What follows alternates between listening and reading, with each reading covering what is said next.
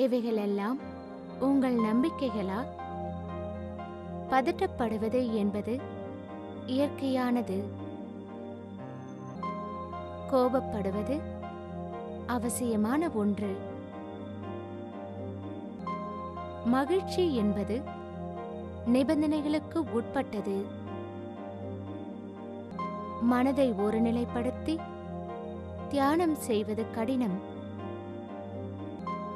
உங்களைப் பற்றிய உண்மைகளை அறிந்து கொள்ளுங்கள். அமைதி, மகிழ்ச்சி, அன்பு இவற்றை யதார்த்தமாக்குங்கள். விடியலை வரவேற்போம் பிரம்மகுமாரிகளுடன். ஓம் சாந்தி. விடியலை வரவேற்போம் பிரம்மகுமாரிகளுடன் நிகழ்ச்சிக்கு உங்களை அன்புடன் வரவேற்கிறோம். இன்றைய நாட்களில் நாம் பாசிட்டிவ் திங்கிங், அதாவது நல்ல சிந்தனை பற்றி பேசிக் கொண்டிருக்கிறோம். நல்ல சிந்தனையை எப்படி உருவாக்குவது, அதை எப்படி நடைமுறைப்படுத்துவது என்பது குறித்து பேசிக் கொண்டிருக்கிறோம், பார்த்து கொண்டிருக்கிறோம். அதாவது நல்ல சிந்தனையை உருவாக்குவது என்பது சுலபமான விஷயம் அப்படின்னு தான் நினச்சிக்கிட்டு இருந்தோம். ஆனால் அதை நடைமுறைப்படுத்தும் போது அது அத்தனை சுலபம் அல்ல என்பது நமக்கு தெரிய வருகிறது. ஆனால் இதற்காக நாம் செய்ய வேண்டியதெல்லாம் நம்முடைய எண்ணத்தை மட்டும் மாற்றினாலே போதும். ஆனால் அந்த எண்ணத்தை மாற்றுவது என்பது கூட, அதற்கு அடிப்படை ஆதாரமாக விளங்குவது என்பது கூட நமக்கு தெரிய வருகின்ற தகவல்களின் அடிப்படையில்தான். அதற்கு நாம் என்ன செய்ய வேண்டும் என்றால், நமக்கு சுற்றி இருக்கின்ற அக்கம் பக்கத்தில் இருக்கின்ற விஷயங்கள் எல்லாம் நல்ல தரமான தகவல்களை மட்டுமே நாம் எடுத்துக்கொள்ள வேண்டும். சூழ்நிலையையோ மனிதர்களையோ நாம் மாற்ற முடியாது. நாம் பாசிட்டிவ் எண்ணத்தை எப்படி உருவாக்குவது, அதற்கான பயிற்சியை எப்படி மேற்கொள்வது என்பது பற்றி பேசுவதற்காக நம்முடைய வந்துள்ளார் பிரம்மகுமாரி சகோதரி ஜெயா அவர்கள். ஓம் சாந்தி சிஸ்டர். ஓம் சாந்தி சிஸ்டர், கடந்த எபிசோடில் எங்களுக்கு ஒரு ஹோம்ஒர்க் கொடுத்துருந்தீங்க. அதாவது நமக்கு தெரிய வருகின்ற தகவல்களின் அடிப்படையிலேயே நம்மளுடைய எண்ணங்கள் இருக்கும் அப்படின்னு சொன்னீங்க. அதையெல்லாம் நாங்கள் ப்ராக்டிஸ் செஞ்சோம். இது குறித்து இன்னும் கூடுதல் தகவல்களை சொல்லுங்கள். நம்முடைய மனம் என்பது ஒரு பிளாட்டிங் பேப்பர் மாதிரி எல்லாவற்றையும் உறிஞ்சு கொள்ளக்கூடிய தன்மையோடு இருக்குது. இப்போ நாம் என்ன பண்ணுறோம் அப்படின்னா, காலையில் எழுந்தோடனே செய்தித்தாளை படிக்கிறோம். செய்தித்தாளில் இருக்கக்கூடிய தகவல்கள் எப்படிப்பட்ட தரம் வாய்ந்ததாக இருக்குது அப்படின்னா, எதிர்மறை உணர்வுகளை தூண்டக்கூடிய தகவல்களாக இருக்குது. ஸோ இந்த விஷயங்களை நம்முடைய மனதில் போடும்பொழுது அந்த விஷயங்கள் தான் உள்ளே போய் பதிஞ்சிரும். நம்முடைய எண்ணங்களும் அதனுடைய அடிப்படையில் தான் உருவாகும். இப்போ நாம் பாசிட்டிவ் திங்கிங், நல்ல எண்ணங்களை உருவாக்கணும் அப்படின்றப்போ அதற்கு தேவையான மூலப்பொருளே இன்ஃபர்மேஷன் தான். இப்போ நாம் இன்ஃபர்மேஷனை நாம் சரியாகவே போடலை அப்படின்றப்போ நாம் நல்ல எண்ணங்கள் உருவாக்குவதற்கான முயற்சி என்பது அதிகமாக இருக்கும். அதனுடைய பலன், அந்த ரிசல்ட் கூட குறைவாகவே இருக்கும். இப்போ நாம் எவ்வளவுதான் முயற்சி செஞ்சாலும் நல்ல எண்ணங்கள் என்பது உருவாகவில்லை அப்படின்னு நம்ம சொல்லிட்டு இருந்தோம். இப்போது பல சகோதர சகோதரிகள் இந்த நிகழ்ச்சியை பார்த்துட்டு என்ன பண்ணாங்க அப்படின்னா, ஒரே ஒரு விஷயத்தை தான் பண்ணாங்க. ஒரு 2 மாதத்துக்கு காலையில் எழுந்த உடனே நியூஸ் பேப்பரை படிக்கிறத கொஞ்சம் நிறுத்தி வச்சுருந்தாங்க. அவ்வளவே போதுமானது. அதுக்கே நல்ல ரிசல்ட்டு வர ஆரம்பிச்சது. நாள்தோறும் வருகிற எண்ணங்களில் அதிகமான முயற்சி என்பது எடுக்க தேவையில்லை. தானாகவே ஒரு நல்ல எண்ணங்கள் என்பது வர ஆரம்பிச்சது. சிஸ்டர், இப்போ நீங்கள் சொன்னதுபடியே, அதாவது நானும் செஞ்சு பார்த்தேன். அதாவது 2 மாதத்துக்கு நியூஸ் பேப்பர்லாம் படிக்காமல், அந்த காலையில் அந்த தகவல்கள் அதெல்லாம் கேட்காம இருக்கும்போதே நம்மளோட மனசெல்லாம் ஒரு லேசாக மாறுற மாதிரி ஒரு ஃபீல் எங்களுக்குள்ளே ஏற்பட்டது. இப்போ நாம் கொஞ்சம் நினச்சி பார்த்தோம் அப்படின்னா, எப்போ நல்ல எண்ணங்களை நமக்குள்ளே நிரப்பினோம் அப்படின்னு நாம் பார்த்தோம் அப்படின்னா, நிச்சயமாக அப்படி எதுவுமே ஞாபகத்திற்கு வராது. இப்போ நாம் படிக்கிற விஷயங்கள், நாம் கேட்குற விஷயங்கள் எதிர்மறை உணர்வுகளை தூண்டிவிடக்கூடிய எதிர்மறை வார்த்தைகளாக இருக்குதுன்னு வச்சுக்கோங்க. உதாரணத்துக்கு நம்ம காலையில் ஒரு ஆக்சிடெண்ட்டை பார்க்குறோம், இல்லை ஆக்சிடெண்ட் பற்றி நாம் படிக்கிறோம், செய்தியை தான் படிக்கிறோம். அது உள்ளே போய் நம்முடைய மனதில் பதிந்துடுது. அதுக்கப்புறமா நாம் அதை பற்றி மறந்துடக்கூட செய்யலாம். ஆனால் ஈவினிங் நம்ம வீட்டுக்கு வரக்கூடியவங்க லேட்டாக ஆகிடுச்சு, இன்னும் வரலை அப்படின்றப்போ நம்முடைய மனம் என்ன செய்யும் அப்படின்னா, எதிர்மறை எண்ணங்களை தானாகவே உருவாக்கி கொண்டிருக்கும். ஏன் அப்படின்னா, நாம் எப்படிப்பட்ட இன்ஃபர்மேஷனை நாம் உள்ளே பதிச்சிருக்கோமோ அதனுடைய ஆதாரத்தை தான் நம்முடைய எண்ணங்கள் என்பது உருவாகும். இப்போ நீங்கள் பார்த்தீங்கன்னா, அந்த நேரத்தில் ரொம்ப குழப்பமான ஒரு மனநிலை என்பது இருக்கும். அந்த நேரத்தில் எவ்வளவு தான் முயற்சி செஞ்சாலும் நம்மால் எதிர்மறை எண்ணங்களை கட்டுப்படுத்த முடியாது, நல்ல எண்ணங்களை உருவாக்க முடியாது. அதுக்கு மாறாக பரமாத்மாவினுடைய மகா வாக்கியங்கள், அதாவது பரமாத்மா என்பவர் சர்வசக்திவான். அவருடைய குழந்தைகளான நாம் எப்பொழுதுமே நன்மையை மட்டுமே செய்யக்கூடியவர்கள். நமக்கு எந்த ஒரு தவறும் நடந்து விடாது அப்படின்ற ஒரு சக்தி வாய்ந்த அந்த மகா வாக்கியங்களை அதிகாலையில் நம்முடைய மனதில் நிரப்பும் பொழுது தானாகவே அந்த நாள்தோறும் மட்டுமல்ல, எப்படிப்பட்ட ஒரு சூழ்நிலையாக இருந்தாலும் தானாகவே நாம் அதிகமாக முயற்சி செய்யவே வேண்டியதில்லை. ஒரு நல்ல எண்ணங்களும் நல்ல உணர்வுமே உருவாகும். இது முதல் கட்டம். ரெண்டாவதாக என்ன அப்படின்னா, நம்ம ஒவ்வொரு சூழ்நிலையும் நம்ம ஒரு பற்றற்ற நிலையிலேயே பார்க்க வேண்டும். டிட்டாச்மெண்ட் அப்படின்னு நம்ம சொல்லுவோம். ஸோ பற்றற்ற நிலை அப்படின்னு சொல்லும்போதே உங்களுடைய முகம் மாறுறதை என்னால் பார்க்க முடியுது. நீங்கள் சொல்லும்போது கண்டிப்பாக எங்களுக்கெல்லாம் குழப்பமாக இருக்குது. நாங்கள்லாம் என்ன நினைக்கிறோன்னா, பற்றற்ற நிலை அப்படிங்கிறது எதிலும் ஈடுபாடு இல்லாமல், அதாவது எதிலிருந்துமே நம்ம ஒதுங்கி இருக்கிற ஒரு சூழ்நிலை அப்படின்னு நினைக்கிறோம். அது மாதிரி இருக்கும்போது நாம் எல்லார்கிட்டேருந்து ஒதுங்கி இருக்கிறோம், பிரிஞ்சிருக்கிறோம், நம்மக்கிட்ட யாருமே அன்பு செலுத்தலை, நமக்கு யாருமே உதவியாக இல்லை அப்படிங்கிற மாதிரி ஃபீல் பண்ணும்போது நமக்குள்ளே ஒரு பயம் ஏற்பட ஆரம்பிக்குது. பற்றற்ற நிலை அப்படின்னா என்ன அப்படின்னா, ஒரு சூழ்நிலையை சாட்சி நிலையிலிருந்து பார்ப்பது. இப்போ நாம் என்ன நினச்சிக்கிறோம் அப்படின்னா, டிட்டாச்மெண்ட், பற்றற்ற நிலை அப்படின்னா நாம் எதை பற்றியுமே கவலைப்படுறதில்ல, யாரை பற்றியுமே நாம் கவலைப்படுறதில்ல, எல்லாத்துலேருந்தும் ஒதுங்கி நிற்கிறது அப்படின்றது கிடையாது.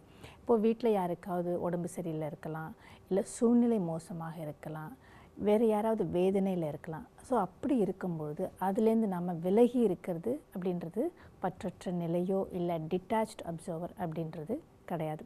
நாம் என்ன முயற்சி செய்தோம் அப்படின்னா, போன எபிசோடில் ஒரு சூழ்நிலை என்பது உருவாகும் பொழுது அந்த சூழ்நிலையினுடைய தாக்கம் என்பது என்னுடைய மனதை பாதிக்கக்கூடாது அப்படின்னு நாம் சொன்னோம். ஸோ அதுக்கு நாம் என்ன செய்யணும் அப்படின்னா, அந்த சூழ்நிலையிலேருந்து ஒரு நிமிடம் நாம் ஸ்டெப் பேக் பின்னால் நம்ம பார்க்கணும். ஸோ அந்த மாதிரி பார்க்கும் பொழுது தான் நம்மால் ஒரு சரியான ரெஸ்பான்ஸை உருவாக்க முடியும்.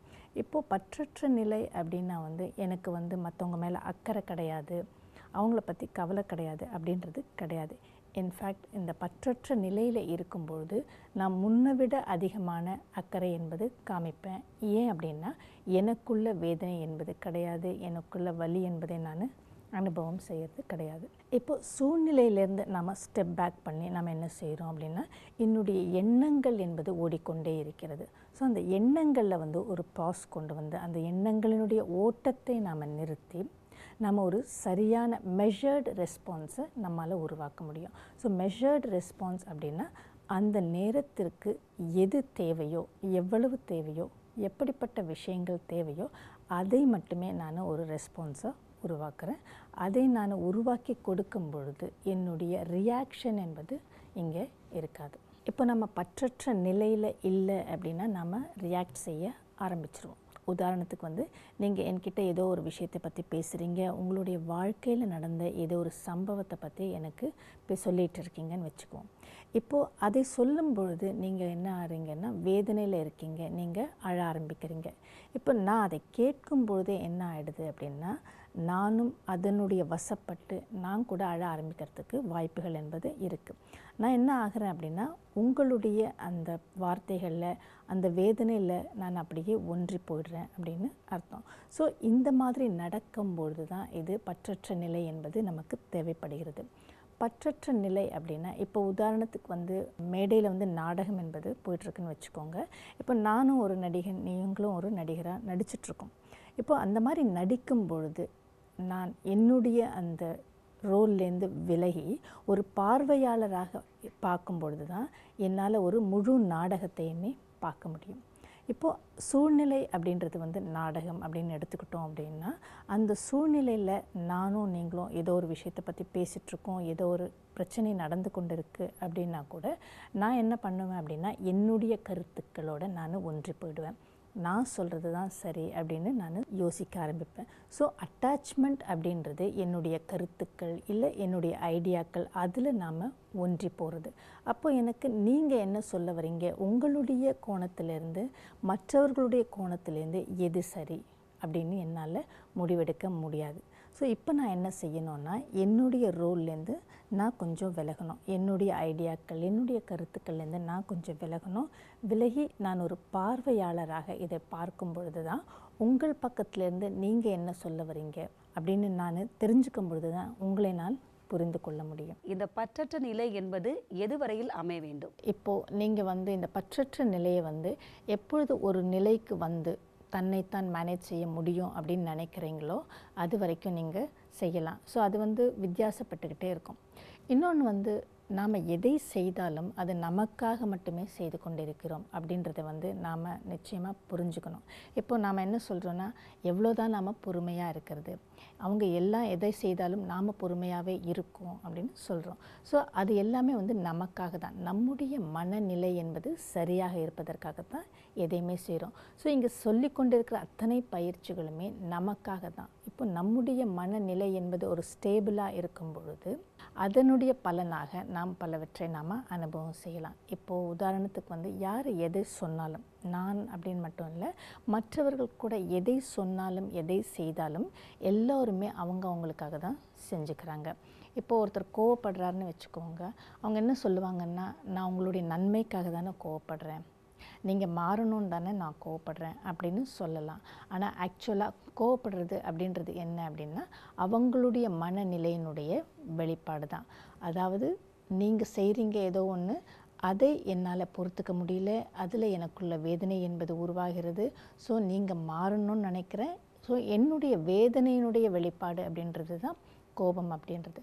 ஸோ எதை செய்தாலும் நாம் மற்றவர்களுக்காக செய்யறதில்லை, நமக்காக தான் நாம் செய்கிறோம். இப்போ என்னை பொறுத்தவரையில் இப்போ நான் பார்த்தீங்கன்னா, நான் வாழ்க்கையில் எவ்வளோ விஷயங்களை விட்டு கொடுத்து போயிட்டுருக்கேன். இப்போ எனக்கு ஒரு வேலை இருக்குது, அந்த வேலை நீடிக்கணும். ஏன்னா அந்த வேலையை நம்பி தான் என்னுடைய குழந்தைகள், குடும்பம் எல்லாமே இருக்குது. அது மாதிரி உறவில் எடுத்துக்கிட்டிங்கன்னா கூட, அந்த உறவில் கூட நிறைய விரிசல், நிறைய பிரச்சனைகள், இது மாதிரி நிறைய குழப்பங்கள், கஷ்டங்கள் இது மாதிரிலாம் வந்துட்டுருக்கு. ஸோ இதையெல்லாம் நான் எப்படி மேனேஜ் செய்கிறது? இப்போ நீங்கள் என்ன சொல்கிறீங்க அப்படின்னா, நான் நிறைய விட்டு கொடுத்துருக்கேன், நான் நிறைய காம்ப்ரமைஸ் செய்ய வேண்டியிருக்கு அப்படின்னு சொல்கிறீங்க. இப்போ இதையெல்லாம் செய்யும் பொழுது உங்களுடைய மனநிலையை சீராக வைத்துக்கொண்டு ஸ்டேபிளாக வச்சுட்டு நீங்கள் செய்கிறீங்களா அப்படின்னு நாம் பார்க்கணும். ஸோ எந்த ஒரு சூழ்நிலையாக இருந்தாலும், எப்படிப்பட்ட சூழ்நிலையாக இருந்தாலும் என்னுடைய மனநிலை என்பது என்னுடைய கட்டுப்பாட்டுக்குள்ளே வச்சுட்டு அந்த ஒரு ஸ்டெபிலிட்டியை வர வச்சுட்டு தான் நாம் எதையுமே செய்யணும். இப்போ நீங்கள் ஏதாவது ஒரு சில சூழ்நிலைகளை எடுத்துக்கோங்க, உறவுகளில் ஏதோ பிரச்சனை, விரிசல், இல்லை அலுவலகத்தில் ஏதாவது ஒரு பிரச்சனையாக இருக்கலாம். இப்போ நீங்கள் சொல்கிற அத்தனை விஷயங்களுமே உங்களுடைய கண்ணோட்டத்தினுடைய பொருட்டு தான். ஸோ நீங்கள் அதை சரின்னு நினைக்கிறீங்க, அவ்வளோதான். இப்போது மற்றவர்களுடைய கோணத்தில் நீங்கள் பார்க்கும் பொழுது தான் அவர்களுடைய கோணத்திலும் அது சரி அப்படின்னு நமக்கு தெரிய வரும். சிஸ்டர், இது கொஞ்சம் கடினமான பணியாகவே தோன்றுகிறது. ஏன்னா நம்ம பலமுறை பேசிவிட்டோம் மாற்றங்களை கொண்டு வரணும் அப்படின்னு. வெளிப்புறத்தில் மாற்றங்களை கொண்டு வர இல்லாத போது உள்புறத்தில் எப்படி சாத்தியம்னு எனக்கு தெரியல. ஏன்னா நம்ம வீட்டை எடுத்துக்கிட்டோன்னா வீட்டுக்குள்ளே இருக்கிற உறவுகளை நம்ம மெயின்டைன் செய்வது, அதாவது நிர்வகிப்பதே கொஞ்சம் கஷ்டமாக தானே இருக்குது. ஏன் அப்படின்னா நாம் வெளிப்புறத்திலேயே மாற்றங்களை கொண்டு வருவதற்கு முயற்சி செய்கிறோம். நாம் நமக்குள்ள மாற்றங்களை கொண்டு வர வேண்டும். இது எப்படி இருக்குது அப்படின்னா, அதாவது ஃபவுண்டேஷனே இல்லாமல் அஸ்திவாரமே நிலை குலைந்து போனப்போ அதுக்கு மேலே இருக்கிற அந்த கட்டிடத்தின் மேலே நம்ம கவனம் வச்சு அதை சரி பண்ணுறது மாதிரி தான். இப்போ நாம் எவ்வளவு தான் முயற்சி செஞ்சு வாரத்துக்கு ஒரு முறை இந்த கட்டிடத்தை பராமரிப்பதோ இல்லை அதை மேனேஜ் செய்யணும் அப்படின்னு நினச்சா கூட அது என்ன ஆகிடும்னா, அஸ்திவாரம் என்பது சரியில்லாமல் இருக்கிறதுனால அது நிலை குலைந்து போய்விடும். இதுதான் நம்ம என்ன சொல்கிறோம் அப்படின்னா, we are trying to build relationships அப்படின்னு நம்ம சொல்கிறோம். ஸோ நம்ம எவ்வளவு முயற்சி செய்து கட்டிடத்தை அப்படியே நின்றுடணும், ஆடாமல் அசையாமல் இருக்கணும், உறுதியாக இருக்கணும் அப்படின்னு நினச்சாலும் அஸ்திவாரம் என்பது நிலை குலைந்து போன நிலையில் நாம் அந்த உறவுகளை நம்மால் சீர் செய்ய முடியாது, அந்த உறவுகளை நாம் நிர்வாகம் செய்ய முடியாது. அதுக்கு நம்ம என்ன செய்யணும் அப்படின்னா, அதிகாலையில் எழுந்து கொஞ்ச நேரம் தனிமையில் அமர்ந்து நமக்கு நாமே கொஞ்ச நேரம் அமைதியில் ஒரு நல்ல எண்ணங்களை உருவாக்கி நம்முடைய மனதினுடைய நிலையை தயார்படுத்தி கொள்ள வேண்டும். கணவர் வீட்டுக்குள்ளே வந்த உடனே வீட்டில் சண்டை ஆரம்பிச்சிருது. பல வீட்டில் இதே பிரச்சனை தான் நிறைய வீட்டில் நீடிக்குது. இதை நீங்கள் பார்த்தீங்கன்னா, கணவர் மனைவி 2 பேரில் யாருமே ஒருத்தருக்கு ஒருத்தர் தான் தவறு செய்தோம் அப்படிங்கிறது அவங்க ஏற்றுக்கொள்றதே கிடையாது. ஏன்னா 2 பேருமே விட்டு கொடுப்பதற்கு தயாராக இல்லை. ஆனால் இதே நிலை தான் நீங்கள் பார்த்தீங்கன்னா பாஸ் அண்ட் சப்பார்டினேட்டில் கூட நடக்குது. சூழ்நிலைங்கிறது அதுவாகத்தான் இருக்குது. ஆனால் இது பலமுறை நம்முடைய மனதில் ஆழமாக பதிந்து விட்டபடினால நம்ம இந்த சூழ்நிலைக்கெல்லாம் நம்ம என்ன செய்கிறோம்னா ரியாக்ட் பண்ண ஆரம்பிச்சிடறோம். இதில் 2 பேரில் யார் சரி யார் தவறு அப்படின்றதை சோதித்து பார்த்து அதை முடிவு செய்யணும் அப்படின்ற முயற்சியை நாம் பண்ணுறோம். இப்போ நீங்கள் பார்த்தீங்கன்னா 2 பேருமே சரியாகத்தான் இருப்பாங்க. ஏன்னா 2 பேருடைய கோணத்துலேயும் பார்த்தா கூட 2 பேருமே சரி அப்படின்றது நமக்கு புரியும். ஸோ நிறைய சமயங்களில் இந்த மாதிரி ரியாக்ட் பண்ணும்போது என்ன ஆகுது அப்படின்னா, நான் சொல்வது சரி, என்னுடைய கருத்துக்கள் மட்டுமே சரி, ஏன்னா இந்த காரணத்துக்காக இது சரி அப்படின்னு சொல்லிட்டு நாம் சொல்ல வருவோம். அதே மாதிரி நாம் மற்றவர்களுடைய கோணத்துலேருந்து பார்த்தா கூட நம்மால் புரிஞ்சுக்க முடியும். அவர்களுக்கும் ஏதோ ஒரு காரணம் இருக்கும். ஸோ அவர்களும் எதை சொல்கிறார்களோ, எப்படி நடந்துக்கிறாங்களோ அதுவும் சரி அப்படின்னு நாம் புரிஞ்சுக்க முடியும். ஸோ நம்மால் லாஜிக்கலாக இவங்க தான் சரி, இவங்க தான் தவறு அப்படின்னு நம்மளால் சொல்லவே முடியாது. ஆனால் சொல்கிறவங்க எல்லாம் யோசித்து பார்த்து புரிந்து கொண்டு பேசுகிறதோ செய்கிறதோ சொல்கிறதோ இல்லையே. அப்படி யார் சொல்கிறது? இப்போ நீங்கள் ஏதாவது செய்கிறீங்க அப்படின்றப்ப நீங்கள் தவறு அப்படின்னு தெரிஞ்சுக்கிட்டு அதை சொல்கிறீங்களா, இல்லை அதை செய்கிறீங்களா? உதாரணத்துக்கு நீங்கள் போய் பேசுகிறீங்க, இல்லை லஞ்சம் கொடுக்குறீங்க அப்படின்னு வச்சுக்கோங்க. ஸோ அந்த மாதிரி செய்யும் பொழுது நீங்கள் அது தவறு அப்படின்னு சொல்லி நினச்சிக்கிட்டே அதை செய்கிறீங்களா? இல்லை, நம்ம அப்போ என்ன சொல்கிறோன்னா, அந்த நேரத்துக்கு அது நமக்கு தேவைப்பட்டதுன்னு சொல்லுவோம். நான் இந்த பணத்தை நான் கொடுக்கல, லஞ்சத்தை நான் கொடுக்கல அப்படின்னா பல காரியங்கள் பாதிக்கப்படும் அப்படின்னு சொல்லிட்டு நீங்கள் கொடுக்குறீங்க. ஸோ உங்களுடைய அந்த செயலை நியாயப்படுத்துறதுக்காக நீங்கள் பார்க்குறீங்க. அப்படின்னா நீங்கள் என்ன சொல்ல வரீங்க? நான் செஞ்சது சரி, அது எனக்கு தேவைப்பட்டதுன்னு தான் சொல்லுவேன். ஸோ இப்போது உங்களுக்கு தேவை அப்படின்னா இந்த நாட்டினுடைய சட்டமே தவறு அப்படின்னு கூட நம்ம சொல்லிடலாம். இதில் நம்ம என்ன புரிஞ்சுக்கணும் அப்படின்னா, நாம் எதையாவது சொல்ல வேண்டும், செய்ய வேண்டும் அப்படின்னு இருக்கிறப்போ அந்த சூழ்நிலைக்கு ஏற்ற மாதிரி நம்ம செஞ்சிடுறோம், சொல்லிடுறோம். ஸோ இது தவறு அப்படின்ற ஒரு எண்ணத்தோடைய, அப்படின்ற ஒரு சிந்தனையோட யாருமே அதை செய்யறது கிடையாது. இப்போ நீங்கள் செஞ்ச மாதிரியே, நீங்கள் சொன்ன மாதிரியே தான் இது எல்லாருக்குமே பொருந்துகிற ஒரு விஷயம். யாருமே இது தவறு அப்படின்ற ஒரு உணர்வோடு அதை செய்வது கிடையாது. ஒருவேளை செஞ்சு முடிச்சதுக்கப்புறமா நான் தவறு செஞ்சிட்டேன், இது தவறாகி விட்டது அப்படின்னு நம்ம உணரலாம். ஆனால் செய்யும் பொழுது தவறு என்ற உணர்வோடு யாருமே செய்வதில்லை. இதை நாம் புரிஞ்சுக்கணும். இப்போது பற்றற்ற நிலை அப்படின்னா என்ன அர்த்தம்னா, இந்த சூழ்நிலை என்பது உருவாகும் பொழுது அதிலேருந்து நாம் விடுபட்ட நிலையில் இருந்து பார்க்கும் பொழுது தான் அதனுடைய தாக்கம் என்பது என்னுடைய மனதை பாதிக்காமல் இருக்கும். அப்படி இருக்கும்பொழுது என்ன ஆகும்னா, இப்போ நான் இந்த இடத்துல உட்காந்து ஒரு சில விஷயங்களை நான் சொல்கிறேன். ஸோ அப்படி சொல்லும் பொழுது என்னுடைய கருத்தின்படி அது சரியாக இருக்கலாம். இப்போது நீங்கள் அந்த இடத்துலேருந்து நீங்கள் ஒரு சில விஷயங்களை சொல்கிறீங்க அப்படின்றப்போ எனக்கு அதை நான் புரிந்து கொள்ள முடியாது. அதுக்கு நான் என்ன செய்யணும்னா, என்னுடைய இடத்திலிருந்து நான் விலகி, என்னுடைய கருத்துகளிலிருந்து நான் விலகி உங்கள் பக்கமாக உங்களுடைய இடத்துலேருந்து நான் பார்க்கும் பொழுது தான் எனக்கு தெரியாத விஷயங்கள், என்னுடைய இடத்துலேருந்து எனக்கு தெரியாத விஷயங்களை என்னால் பார்க்க முடியும். அப்போ தான் என்னால் நீங்கள் சொல்வது கூட, உங்களுடைய கருத்தும் கூட சரி அப்படின்னு புரிஞ்சுக்க முடியும். இன்ஃபேக்ட் நாம் ஒரு பற்றற்ற நிலையில் டிட்டாச்டு அப்சர்வராக இருக்கும் பொழுது தான் நம்முடைய உறவு என்பது இன்னமும் பலமாகவும் நன்றாகவும் இருக்கும். இப்போ உதாரணத்துக்கு நான் உங்ககிட்ட பேசுகிறேன், நீங்கள் ஏதோ ஒரு மூட் அவுட்டில் இருக்கீங்கன்னு வச்சுக்கோங்க. ஸோ உங்களுடைய நிலை என்பது என்னை இமீடியட்டாக பாதிக்கும். ஸோ பாதித்த உடனேயே என்ன பண்ணுவேன்னா, நான் வலியிலும் வேதனையிலையும் போயிடுவேன். இப்போ வலியும் வேதனையுமா எனக்கு வந்துடுச்சு அப்படின்னா நான் மறுபடியும் உங்ககிட்ட பேசுவதற்கு தயங்குவேன். ஸோ இந்த உறவு என்பது சரியானதாக இருக்காது. இப்போ நான் பற்றற்ற நிலையில் இருக்கேன் அப்படின்றப்போ நீங்கள் உங்களுடைய கருத்துக்களை நீங்கள் சொல்லுகிறீர்கள் அப்படின்னு நான் ஏற்றுக்குவேன், அதை நான் எடுத்துக்குவேன், மீண்டும் உங்ககிட்ட பேசுவதற்காக நான் முயற்சி செய்வேன். ஸோ இந்த மாதிரி நம்ம செய்யும் பொழுது தான் நம்முடைய உறவுகளில் விரிசல் இல்லாமல் நம்முடைய உறவுகள் மிகவும் பலமானதாக இருக்கும். பற்றற்ற நிலையில் நம்ம இருக்கும்போது தான் மற்றவர்கள் செய்த தவறை கூட நம்ம பெருசாக எடுக்காமல் நம்ம அவங்களோட இடத்துலேருந்து நம்ம சிந்தித்து, அதாவது அவங்களோட நிலைமை என்னங்கிறது நம்ம உணர ஆரம்பிப்போம் அப்படின்னு சொல்கிறீங்க. அது கரெக்டு தான். ஒருவேளை உங்களோட சொற்களால் நான் பாதிக்கப்படுறேன், வேதனை வலி என்பதை நான் உணர ஆரம்பிக்கிறேன். அதுக்கப்புறமா நான் பேச முற்படுறேன் அப்படின்றப்போ நேரம் என்பது கடந்து விடுகிறது. ஆனால் கூட நான் உங்ககிட்ட பேச ஆரம்பிக்கிறேன் இல்லையா? ஆனாலும் நேரம் என்பது கடந்து விடுகிறது. இப்போது நாம் வலி வேதனையை அனுபவம் செஞ்சோம். ஸோ அது தேவையில்லாத ஒன்று தானே. நாம் அந்த வலியையும் வேதனையும் உருவாக்கி அதை அனுபவம் செஞ்சு அதுக்கப்புறமா அதிலேருந்து மீள்றதுக்கு என்ன செய்யணும் அப்படின்றத நாம் முயற்சி செய்கிறோம். ஸோ இப்படித்தான் நாள் முழுவதும் பலவிதமான எண்ணங்களினுடைய ஓட்டத்தில், பலவிதமான குழப்பங்களில், பலவிதமான சூழ்நிலைகளில் சிக்கிக்கிட்டு நாம் இப்படிப்பட்ட எண்ணங்களை உருவாக்கிக்கிட்டு அதனுடைய அடிப்படையில் உணர்வுகளை அனுபவம் செஞ்சுக்கிட்டே இருக்கோம். இப்போது விடுபட்ட நிலையில் நாம் இருக்கும் பொழுது தான் நீங்கள் சொல்வதும் சரி அப்படின்ற ஒரு எண்ணம் என்பது ஏற்படும். இப்போ நான் வலியும் வேதனையும் நான் அனுபவிக்கிறேன் அப்படின்றப்போ நான் எவ்வளவு காலத்திற்கு நான் இதே ஒரு உணர்வை அனுபவம் செய்ய போகிறேன் அப்படின்றது என்னை சார்ந்தே இருக்கிறது. ஸோ எனக்கு எப்போ வேணுமோ அதை நிறுத்திடலாம், அதுக்கப்புறமா அதுலேருந்து நாம் மீண்டுடலாம். ஸோ இதுக்கு நாம் என்ன செய்யணும் அப்படின்னா, என்னுடைய கருத்து தான் சரி அப்படின்ற ஒரு நிலையிலேருந்து நாம் கொஞ்சம் டிட்டாச் ஆகணும், அதுலேருந்து நாம் விலகணும். அப்போ தான் என்னால் மற்றவர்கள் செய்வதும் சரி அப்படின்றதை நம்மால் புரிஞ்சுக்க முடியும். இது சாதாரணமாக சூழ்நிலைகள் ஏற்படும் பொழுது வந்துடாது. ஏன்னா நம்ம என்ன பார்த்தோன்னா, சூழ்நிலைகள் எப்படி இருந்தாலும் என்னுடைய மனநிலை என்பது உறுதியாக இருக்கும் பொழுது தான் அந்த சூழ்நிலையை கூட நம்மால் சரி செய்ய முடியும் அப்படின்னு நம்ம பார்த்தோம். இதுக்கு பயிற்சி இல்லை அப்படின்னா நம்மால் செய்ய முடியாது.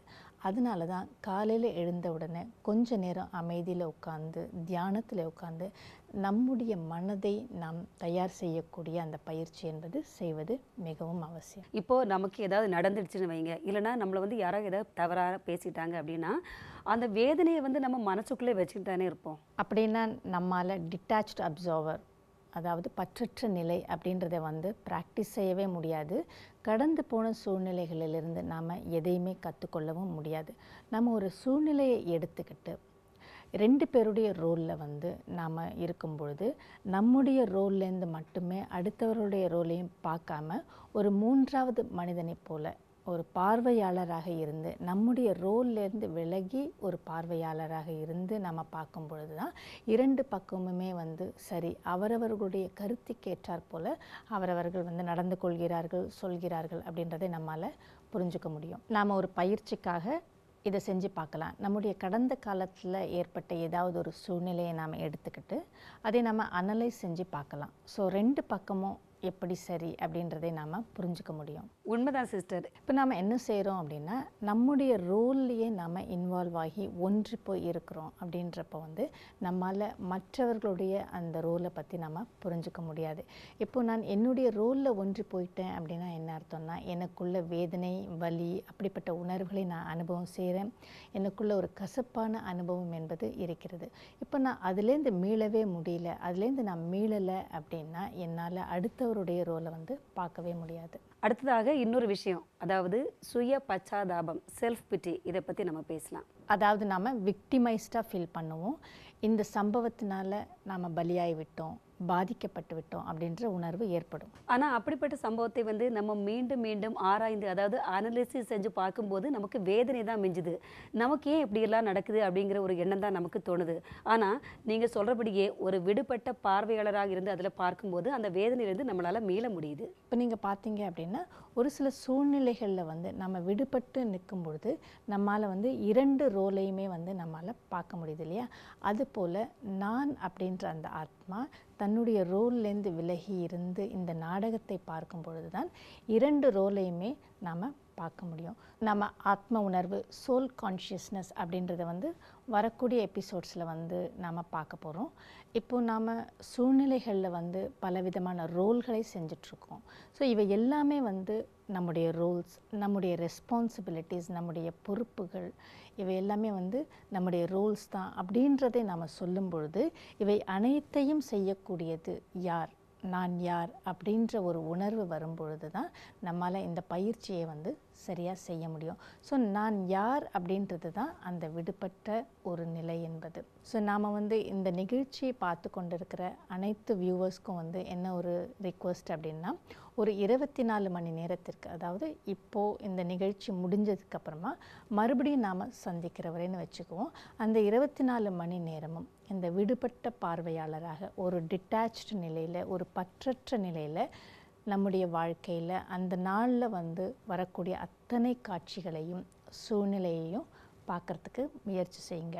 ஸோ இப்படி பார்க்கும்பொழுது நமக்கே புரிய வரும், இது ஒரு காட்சி என்பது போய்கொண்டிருக்கிறது. எல்லோருமே அவரவர்களுடைய ரோல் படி நடந்துட்டுருக்காங்க. ஸோ நானும் என்னுடைய ரோல் படி நாம் நடந்துட்டுருக்கோம். இப்போ என்னுடைய ரோல்லேருந்து நான் பார்க்கும் பொழுது அந்த காட்சியை முழுமையாக பார்க்க முடியுது அப்படின்றதை நாம் உணர முடியும். இப்போ ஒரு நாள் முழுக்க நாம் இந்த பயிற்சியை செய்யும்பொழுது எப்படிப்பட்ட சூழ்நிலையாக இருந்தாலும் அதிலேருந்து ஒரு நிமிடம் எடுத்து அதிலேருந்து நாம் விலகி ஸ்டெப் பேக் பண்ணி நாம் அதை செய்ய வேண்டும். இப்போ ஏதோ ஒரு சூழ்நிலை இருக்குது அப்படின்னா கூட அதில் வந்து நான் ரியாக்ட் பண்ணி கத்துறேன், ஆர்ப்பாட்டம் பண்ணுறேன் அப்படின்னா கூட இப்படி ஒரு நிமிடம் எடுத்து நம்ம விலகி இருந்து பார்க்கும் பொழுது சூழ்நிலை எப்படி இருக்கோ அது அப்படியே தான் இருக்குது. ஆனால் அதில் நான் ரியாக்ட் பண்ணுறது அப்படின்றது வந்து என்னுடைய மனதின் நிலை அப்படின்றது கூட நமக்கு புரிய வரும். ஸோ நீங்கள் இந்த ஒரு பயிற்சியை வந்து ஒரு நாள் முழுவதும் செய்வீங்க தானே? கண்டிப்பாக சிஸ்டர், அந்த பயிற்சியை நாங்கள் மேற்கொள்வோம். இப்போ நீங்கள் அலுவலகத்தில் பார்த்தீங்க, ஒரு ப்ராஜெக்ட் ஒன்று பண்ணிகிட்ருக்கோம் அப்படின்னா கூட அந்த ப்ராஜெக்டினுடைய அந்த விஷயத்தினால அந்த அலுவலகத்தில் வந்து ஒரு சில சூழ்நிலைகள் ஏற்படலாம், பதட்டமான நிலை என்பது ஏற்படலாம். ஸோ இந்த மாதிரி இருக்கும்பொழுது நம்ம சூழ்நிலையோடு ஒன்றி போயிட்டோம் அப்படின்னா நாம் வந்து அதற்கான பழியை காரணத்தை மற்றவங்க மேலெல்லாம் போடுவோம். ஸோ அந்த பதட்டமான நிலை என்பது அதிகமாகும். நம்முடைய மனதை அமைதிப்படுத்தி கொண்டு நாம் அதை பார்க்கும் பொழுது நிச்சயமாக நமக்கு அந்த சூழ்நிலை என்பது எளிதாக இருக்கக்கூடிய ஒரு அனுபவம் என்பது ஏற்படும். சிஸ்டர், நம்ம இப்போது இந்த நிகழ்ச்சியின் மூலமாக பேசப்பட்ட விஷயங்கள் அனைத்தையுமே ஒரு பிரதிபலிப்பாக ஒரு தியானத்தின் மூலமாக பார்க்கலாமா? இந்த உலக நாடக மேடையில் நாம் அனைவரும் நடிகர்கள். அவரவர்களின் பங்கை நடித்து கொண்டிருக்கிறார்கள். இன்றைய நாள் முழுவதும் எப்படிப்பட்ட பங்கை நான் நடித்து கொண்டிருந்தாலும் நான் ஒன்றை நினைவில் வைத்து கொள்ள வேண்டும். நான் நடிகன், இது என்னுடைய கதாபாத்திரம். நடிகனான நான் இந்த பங்கை ஏற்று என்னுடைய சிறப்பான திறமையை காட்ட வேண்டும். நடிகனாக என்னுடைய சிறப்பு, நான் சக்தி வாய்ந்தவன். இந்த சக்தியுடனேயே என்னுடைய ஒவ்வொரு பங்கையும் செய்யப்போகிறேன். எப்படிப்பட்ட சூழ்நிலை வந்தாலும், என்னை சுற்றி நாலாபுறமும் எது நடந்தாலும் நான் சக்தி வாய்ந்தவன், நான் தான் இந்த சூழ்நிலை காட்சிக்கு எஜமானன் என்று நினைவில் இருப்பேன்.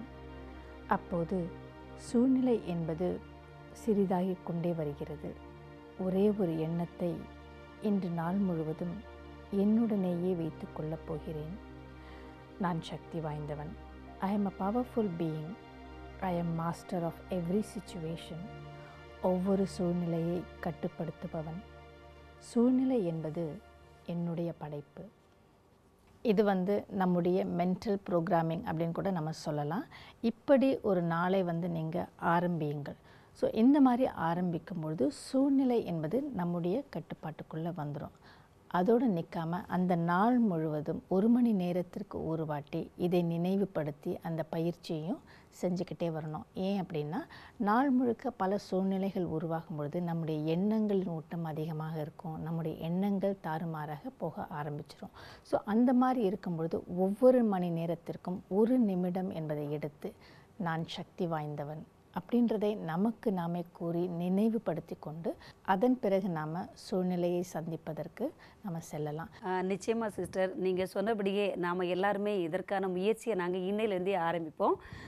Thank you so much sister. Om Shanti. நம்முடைய நல்ல சிந்தனைக்காக நாம் மேற்கொண்ட பயணத்தில் நாம் செய்யும் ஒவ்வொரு பயிற்சிகளும் ஒரு அனுபவம்தான்.